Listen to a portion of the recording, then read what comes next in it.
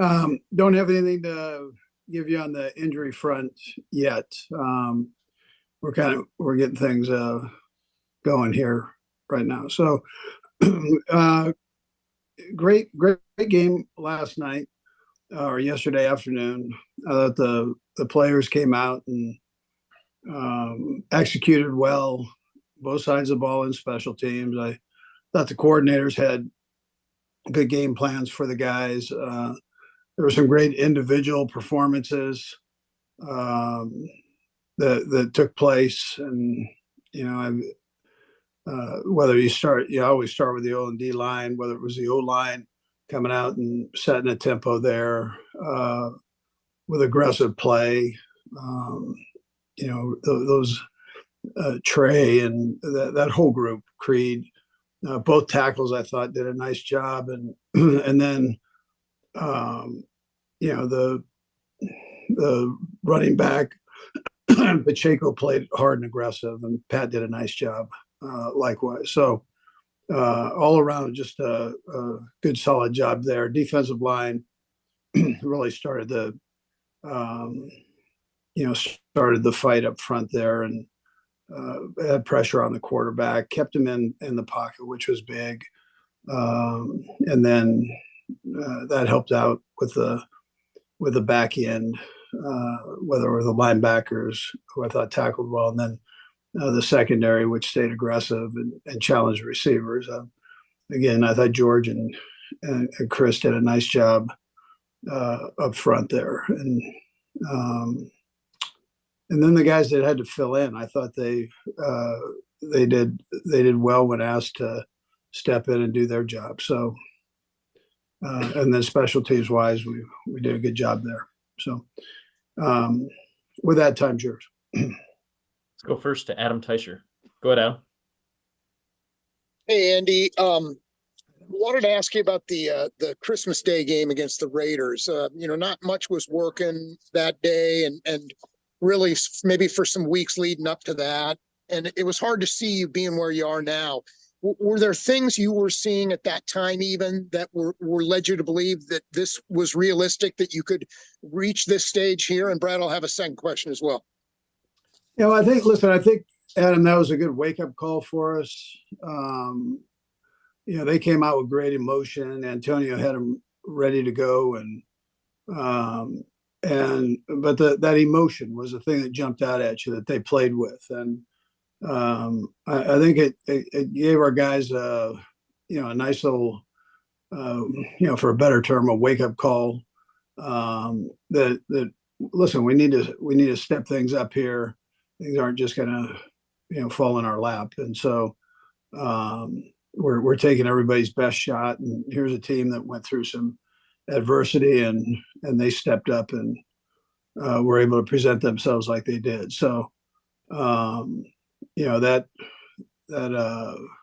we were able to learn from it and move on. I felt all along, though, we had the ability to do that. We just, like I said, we needed just a little kick in the tail there. So yeah, okay. And I'm sure you've seen what Kadarius Toney posted about his situation on social media. What's his status with the team? Will he be practicing with you this week when you guys get going? Yeah, I actually haven't seen it. I mean, I've heard people talk about it, but yeah, he'll be back out there, and we'll see how he does. Let's go next to Seren Petro. Go ahead, Seren. Coach, this is a follow-up to Adam's question. So his status with the team is unchanged. It remains just an injury situation. I found it difficult to follow what he was saying, but it did seem to be that he was saying he was not hurt. Can you expand upon what his situation is a little more, Coach?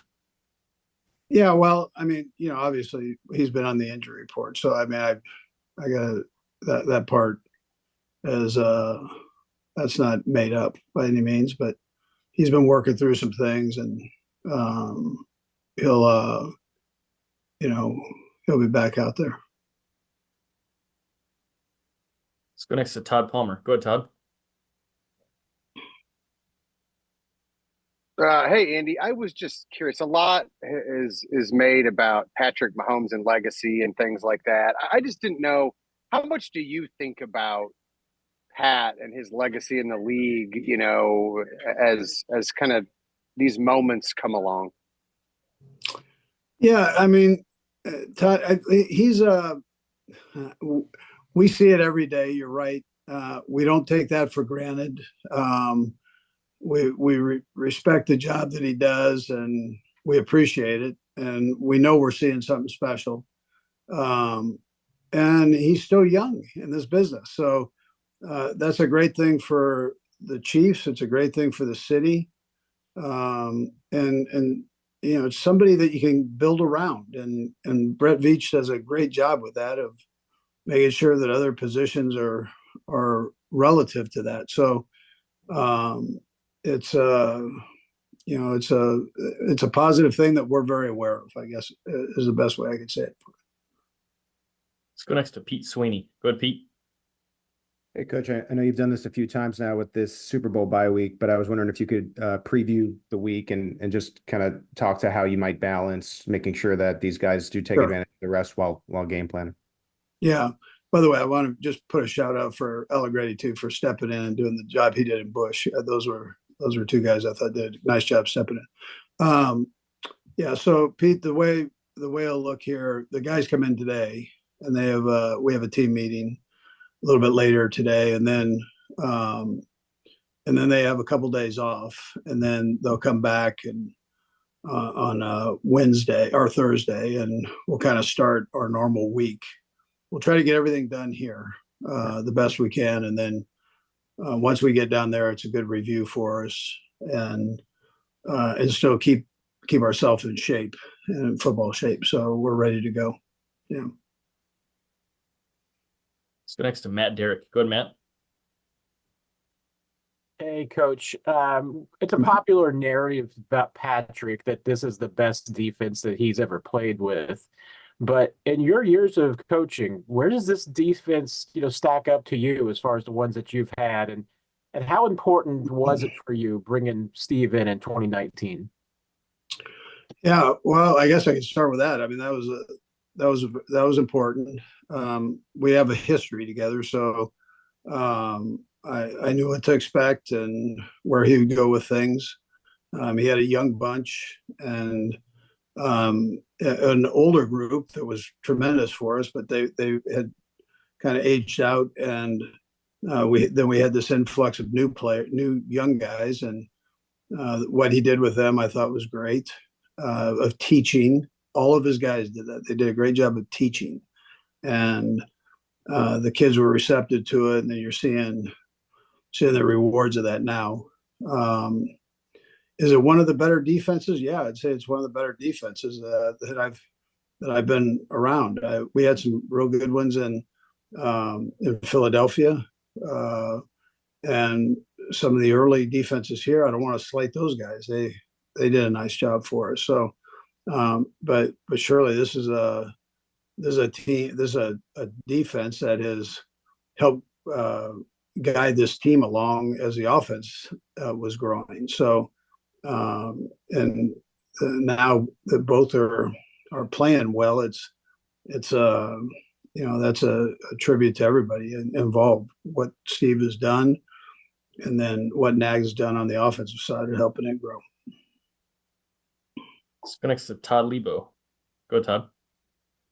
Hey, Coach, one of the things the defense has done all year is performed very well, but they hadn't really been getting the turnovers.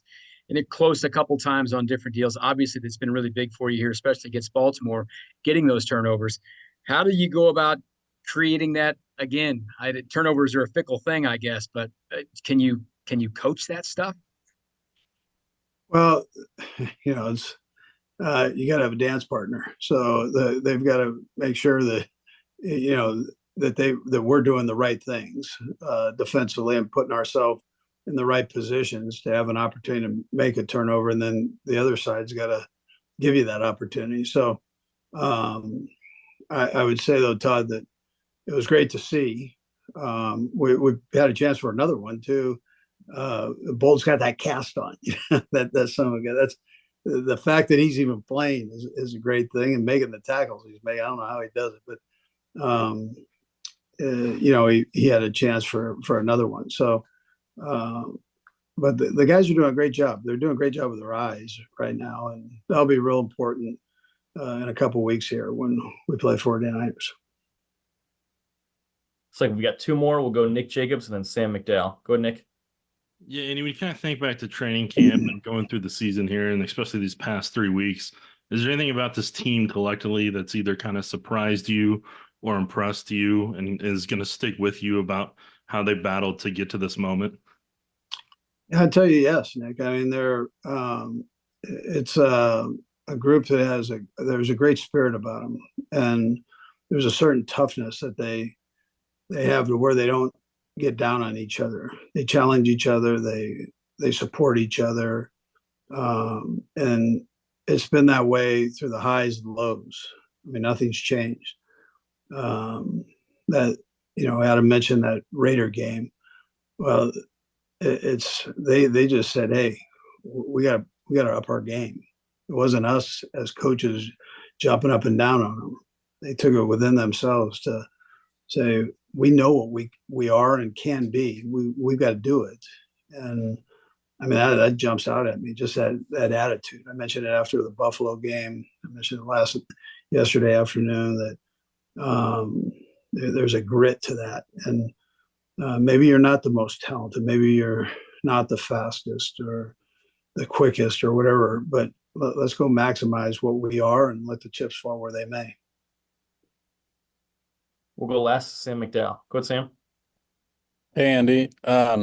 Yesterday, Patrick in his post game had implied that Travis sort of improv'd on that third down route that ended up with the fluttering pass that he dove to catch.